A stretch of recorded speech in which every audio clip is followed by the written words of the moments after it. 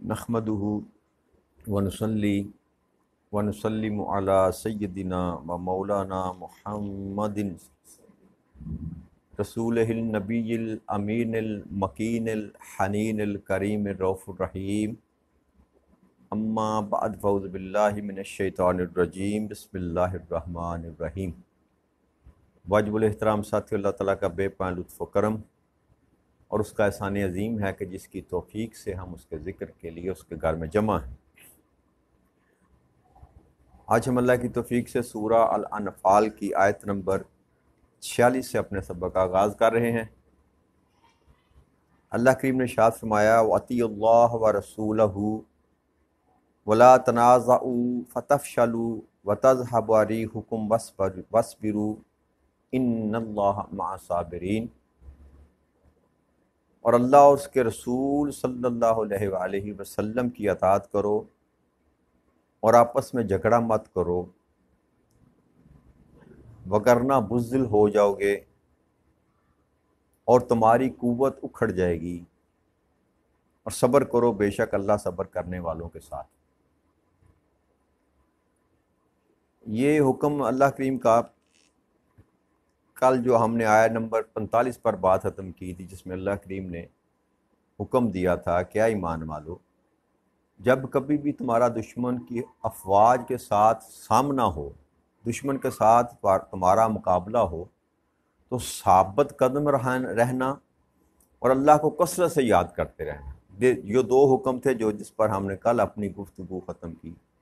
اسی کے ساتھ ہی اللہ کریم نے اسی بات کو آگے بڑھاتے ہوئے یہاں پر یہ حکم دیا،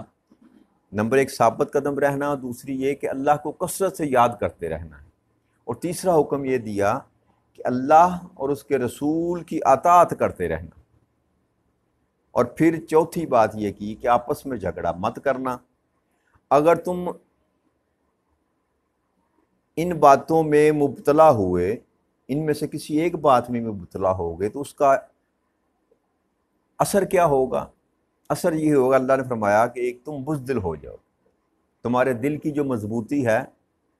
وہ جاتی رہے گی۔ میں نے جیسے عرض کی تھی نا کہ اللہ کے ذکر سے انسان کے قلب میں جو ہے وہ جو خوف ہوتا ہے نا دشمن کا، وہ چلا جاتا ہے۔ جب انسان کو یہ یقین ہو جائے کہ میرے ساتھ میرا رب کھڑا ہے، میرے ساتھ میرا معبود کھڑا ہے، میرے ساتھ اللہ کھڑا ہے، تو پھر انسان کے اندر وہ خوف نہیں رہتا۔ تو اللہ کی معیت جو ہے، اللہ کے ذکر اور اللہ کی یاد کے بغیر انسان کو میسر نہیں آتی۔ اس لیے اللہ نے فرمایا کہ ثابت قدم رہنا اور مجھے یاد کرتے رہنا، مجھے نہ بلانا، اور پھر یہ فرمایا اس کے ساتھ ہی کہ اللہ اور اللہ کے رسول کی اطاعت کرنا، کہ جیسے تمہیں اللہ کا حکم ہو یا اللہ کے رسول کا حکم ہو۔ اب ظاہری زمین پر جب حکم چلتا ہے وہ تو تاجدار کائنات صلی اللہ علیہ وسلم کا چلتا تھا۔ اللہ کو تو نہ کسی نے دیکھا، نہ اللہ نے خود آ کر کبھی کسی سے کوئی بات کی۔ وہ بواسطہ رسالت ہی اللہ کا جو حکم ہے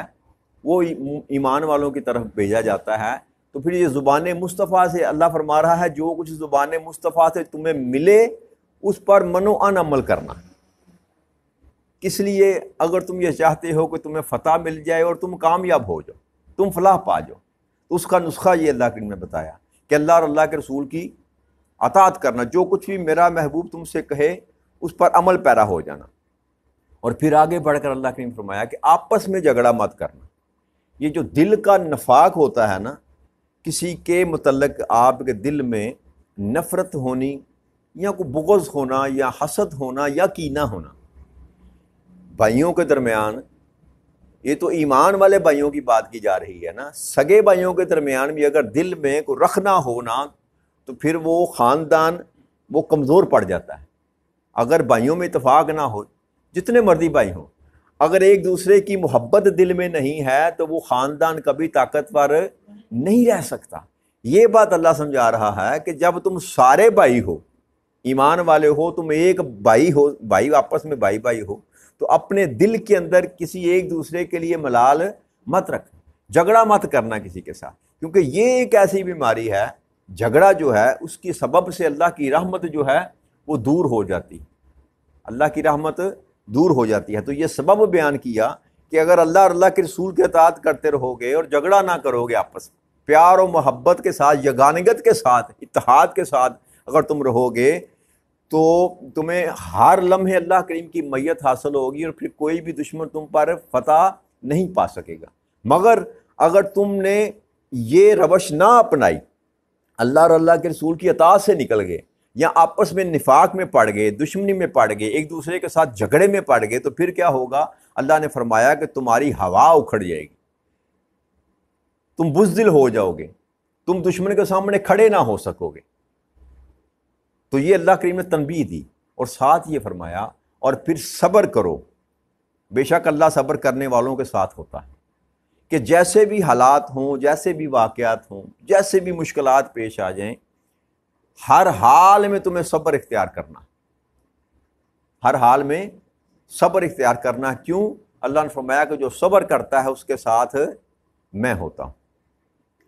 پھر اللہ کریم نے ارشاد فرمایا وَلَا تَكُونُوا كَالَّذِينَ خَرَجُوا مِن دِيَارِهِمْ بَطَرًا وَرِئَاءَ النَّاسِ وَيَصُدُّونَ عَن سَبِيلِ اللَّهِ وَاللَّهُ بِمَا يَعْمَلُونَ مُحِيطٌ۔ اور ایسے لوگوں کی طرح نہ ہو جانا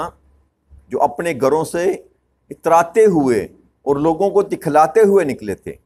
اور جو اللہ کی راہ سے لوگوں سے روکتے تھے، اور اللہ ان کاموں کو جو وہ کر رہے تھے احاطہ کیے ہوئے تھے۔ اب یہاں اللہ کریم نے ایک اور تنبیہ کی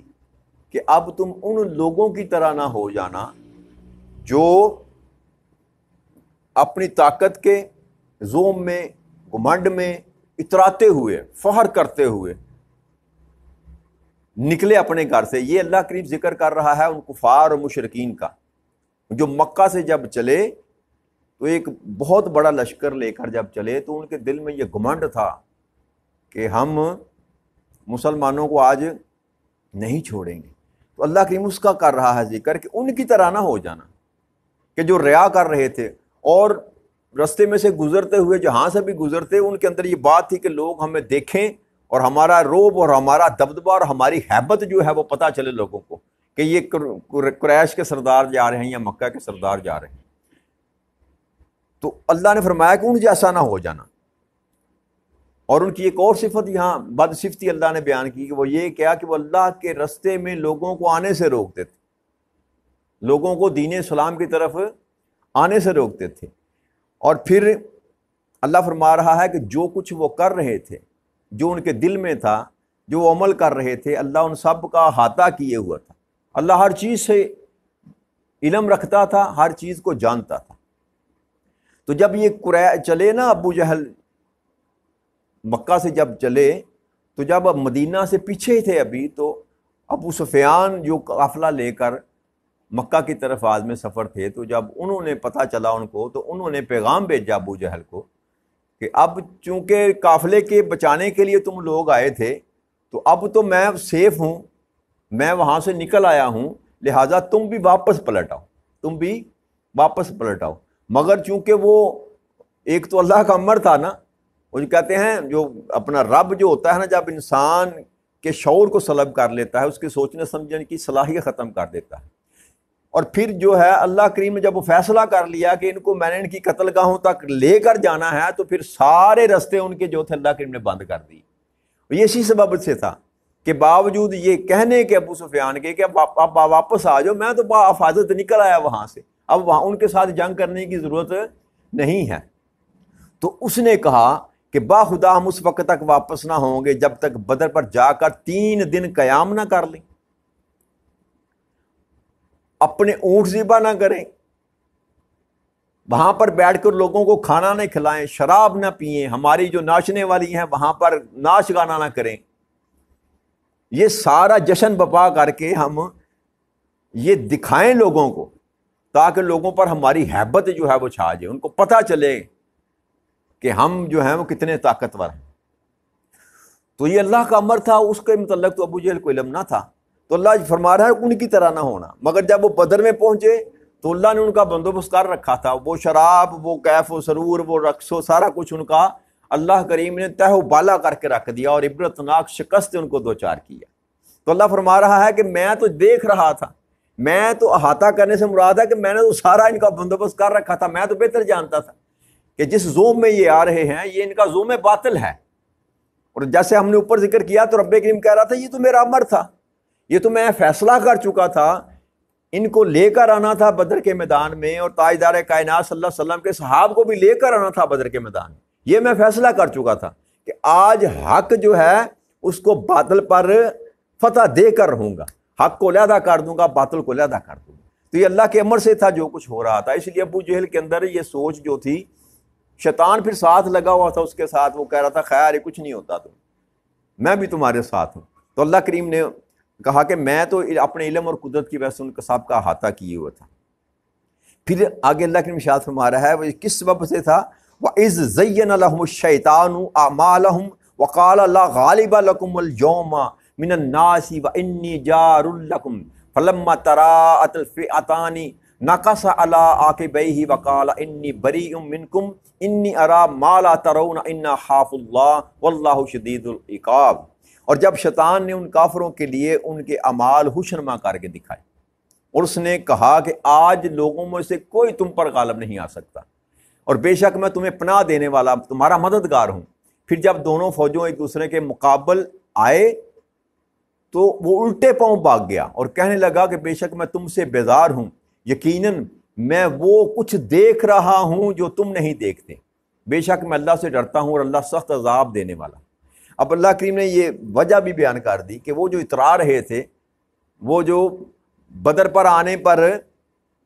ہر صورت میں بدر پر آ کر وہ جو تھے قیام کرنا چاہتے تھے اور اپنی ہیبت بڑھانا چاہتے تھے، وہ اس سبب سے تھا کہ شیطان نے بھی ان کو بڑھاوا دے دیا۔ شیطان نے ان کو کہا تھا کہ تمہیں کوئی شکست دنیا کی طاقت نہیں دے سکتی، میں بھی تمہارے ساتھ ہوں۔ اور روایت میں یہ آتا ہے کہ وہ سراقہ بن مالک تھا، ان کا ایک حلیف تھا قریش کا، ان کے ساتھ جن کے ساتھ ان کی دو بدو رہتی تھی، قبیلے کا سردار تھا۔ تو اس کی شکل اختیار کر کے جو تھا نا وہ شیطان آیا، اس نے کہا کہ میں تمہارا دشمن نہیں ہوں، میں بھی تمہارا سجن ہوں، میں تمہارے ساتھ ہوں۔ اور ساتھ شیطان اپنے چیلے بھی لے کر آیا، اس نے کہا میں بھی تمہارے ساتھ ہوں، اور آج وہ دن ہے کہ تم پر کوئی غالب آ ہی نہیں سکتا۔ وہ چند لوگ ہیں جو تمہارے سامنے ہیں، مسلمان جو ہیں، تمہیں کوئی چیز شکست نہیں دے سکتی۔ تو یہ شیطان بھی ان کو ساتھ ساتھ جو تھا نا بہادری کا ان کا دعویٰ دیتے ہوئے، ان کو ساتھ ملاتے ہوئے اور اپنا ساتھ پیش کرتے ہوئے ان کو لے کر وہاں پر میدان پر آیا۔ لیکن اللہ فرماتا ہے کہ جب وہ اس میدان پر پہنچا، بدر کے مقام پر جب پہنچا، تو جب دونوں افواج آمنے سامنے ہوئی تو اللہ کے امر سے جب فرشتوں کا نزول ہوا، ایک طرف جبرائیل امین تھے 500 فرشتوں کے ساتھ، ایک طرف حضرت میکائیل تھے 500 فرشتوں کے ساتھ۔ تو جب فرشتوں کا نزول ہوا نا تو کوئی اور تو نہ دیکھ سکا مگر ابلیس نے دیکھ لیا۔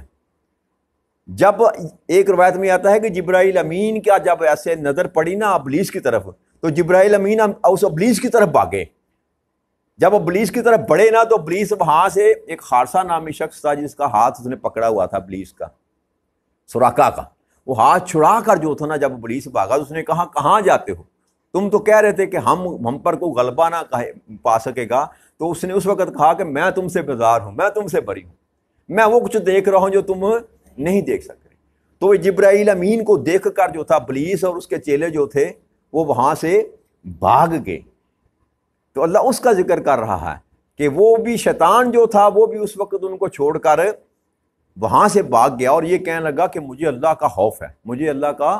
خوف ہے، اور اللہ سخت عذاب دینے والا ہے۔ یہ بھی روایت تفسیر کی کتب میں آتا ہے کہ ابلیس کو یہ خوف تھا کہ کہیں، بلکہ ایک طرح یہ بھی روایت آتی ہے کہ وہاں سے بھاگ کر وہ سمندر میں جا کر اس نے پناہ لی ابلیس نے، اور وہاں پھر اللہ سے یہ دعا کی کہ مولا وہ جو تم نے مجھ سے وعدہ کیا تھا نا، جو مہلت دی تھی اس کو برقرار رکھ۔ اس کے دل میں یہ خوف بیٹھ گیا تھا کہ کہیں جبرائیل امین مجھ کو ختم ہی نہ کر دے، یہ خوف اس کے دل میں بیٹھ گیا تھا، اس لیے اس نے کہا کہ میں اللہ سے ڈرتا ہوں۔ دوبارہ اس نے رجوع کیا، اللہ مولا میرے ساتھ جو تو نے وعدہ کیا تھا نا اس کو ختم نہ فرمانا، مجھے وہ مہلت میری برقرار رکھنا۔ اور یہ اس کو پتا تھا کہ اللہ جب کسی کی پکڑ کرتا ہے، اللہ جب عذاب دینے والا آتا ہے تو کوئی بچانے والا، اس لیے اس نے کہا کہ اللہ سخت عذاب دینے والا۔ تو یہ ابلیس کی جو حقیقت ہے اللہ کریم نے بیان کی۔ پھر اللہ کریم نے آگے ارشاد فرمایا، اذ یقول المنافقون والذین فی قلوبہم مرض غر ہؤلاء دینہم ومن یتوکل علی اللہ فإن اللہ عزیز حکیم۔ اور وہ وقت بھی میرے محبوب یاد کیجئے کہ جب منافقین اور لوگ جن کے دل میں کفر تھا کہہ رہے تھے کہ ان کو ان کے دین نے مغرور کر رکھا، جبکہ حقیقت یہ ہے کہ یہ کوئی اللہ پر توکل کرتا ہے تو بے شک اللہ بہت غالب اور بڑی حکمت والا۔ تو یہ جب مسلمان مدینے سے نکلنے لگے نا تو تعداد میں بڑی تھوڑے سی 310 بھی آتا ہے، 313 بھی تعداد آتی ہے، تو جو منافقین وہاں موجود تھے نا وہ آپس میں یہ کلام کر رہے تھے کہ یہ جو ہے نا ان کو بڑا غرور ہے اس بات پر کہ ہم حق پر ہیں اور اللہ ہمارے ساتھ ہے، حقیقت میں یہ جو تھا نا یہ اپنی موت کی طرف جا رہے ہیں۔ اللہ وہ بات کر رہا ہے کہ وہ جو منافقین کے دل میں یہ بیماری، جو اس کے اندر بیماری تھی نا نفاق کی، یعنی کہ اپنے آپ کو مسلمان کہتے تھے یا ظاہر کرتے تھے یا اپنا دوست مسلمانوں کا ظاہر کرتے تھے، مگر حقیقت میں چھپے ہوئے دشمن تھے۔ ایک روایت یہ ہے کہ وہ مدینے میں لوگ موجود تھے، اور دوسری روایت میں یہ آتا ہے کہ یہ لوگ وہ تھے جو مکہ میں رہ گئے تھے اور ظاہراً اسلام قبول کر لیا تھا مگر ایمان میں کمزور تھے، منافق تھے، اور وہ ابو جہل کے لشکر کے ساتھ وہاں بدر کے مقام پر آئے، اور جب انہوں نے مسلمانوں کی حالت دیکھی تو اس وقت انہوں نے یہ کلام کیا کہ یہ تو بڑا غرور کرتے تھے اپنے دین پر، ان کی حالت تو دیکھو۔ تو آج یہ بچنے والے نہیں ہیں، لیکن اللہ فرما رہا ہے کہ جو کوئی اللہ پر توکل کرتا ہے تو بے شک اللہ بہت غالب اور بڑی حکمت والا ہے، کیونکہ ان کو یہ چیز، یہ ایقان، یہ یقین اور یہ ایمان ان کے پاس تو موجود نہ تھا کہ ہم نے اپنی ذات کے لیے یہ جنگ نہیں کی، ہم اپنی ذات کے لیے ہی نہیں نکلے، ہم اللہ کے لیے نکلے ہیں اور اللہ کے رسول کے لیے نکلے ہیں۔ تو جب اللہ کے لیے انسان نکلتا ہے تو پھر اس کے دنیاوی نفع اور نقصان کو وہ نہیں دیکھتا۔ تو اس چیز سے ان لوگوں کے دل آری تھے، خالی تھے منافقین کے، وہ تو یہ ظاہری جو تعداد تھی وہ دیکھ کر قیاس کر رہے تھے کہ آج یہ بچیں گے نہیں، آج یہ بچیں گے نہیں، یہ ختم کر دیے جائیں گے۔ لیکن اللہ نے فرمایا کہ جو اللہ پر توکل کرتے ہیں نا تو پھر اللہ بڑی حکمت والا ہے، وہ ان پر کسی کو غلبہ، کیونکہ وہ خود غالب ہے، وہ خود غالب ہے، تو جن کے ساتھ غالب ہو ان پر کوئی غلبہ نہیں پا سکتا۔ وَلَوْ تَرَىٰ إِذْ يَتَوَفَّى الَّذِينَ كَفَرُوا الْمَلَائِكَةُ يُضَرِّبُونَ وُجُوهَهُمْ وَأَدْبَارَهُمْ وَذُوقُوا عَذَابَ الْحَرِيقِ۔ اگر آپ وہ منظر دیکھیں کہ جب فرشتے کافروں کی جان قبض کرتے تھے،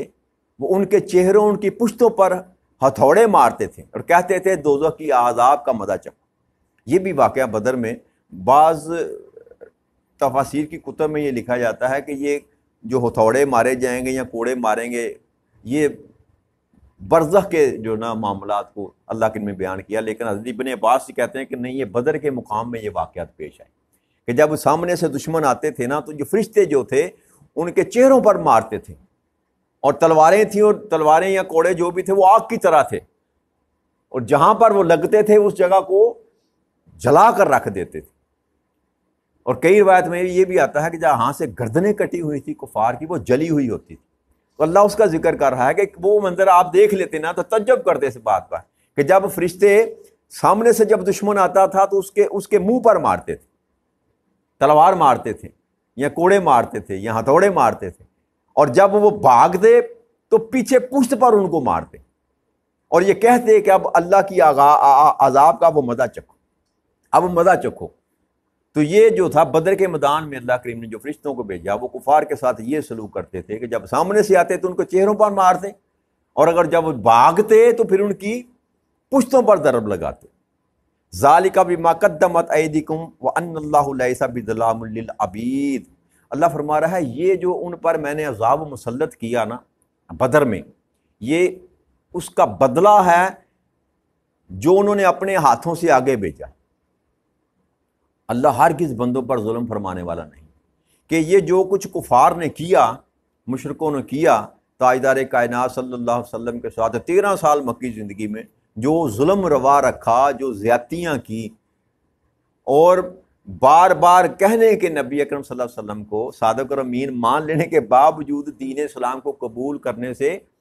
انکار کیا، اور پھر یہیں تک نہ، پھر مسلمانوں کو تنگ کیا، یہاں تک کہ تاجدار کائنات صلی اللہ علیہ وسلم کو اپنا گھر چھوڑ کر دوسرے شہر میں جا کر منتقل ہونا پڑا، ہجرت کرنی پڑ گئی۔ تو اللہ فرماتا ہے کہ یہ ان کی بدعمالیاں جو تھی